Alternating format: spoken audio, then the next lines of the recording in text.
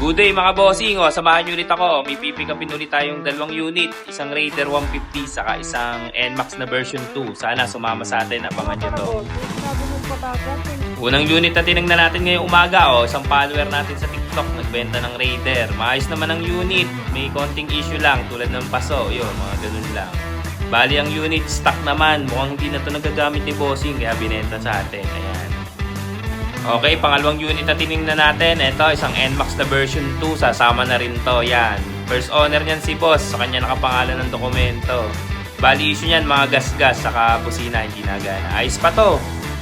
Okay, sumama na sa garahe natin, yan, dalawang unit yan. Isang Raider na carb na 27, yan, naka SDR rim. Yan, medyo manipis na mga gulong, pang binata yan eh. Ang mileage niya, nasa 20k lang. Kompleto dokumento, issue nun paso. Ito namang NMAX na version 2 na 2020 yan, naka-carbo na yun. Tapos yan, ang issue gas-gas, saka busina. Yan, saka may punit na upuan yan. Tapos yan, naka-shock. May plaka na rin. Tapos yan, bago lang yung pipe niyan, si RP ba yan? Si RP. Repainted na rin yung mags niya. Ang mileage medyo mataas na 70k yan. Baka may matipuhan kayo dito, PM lang kayo.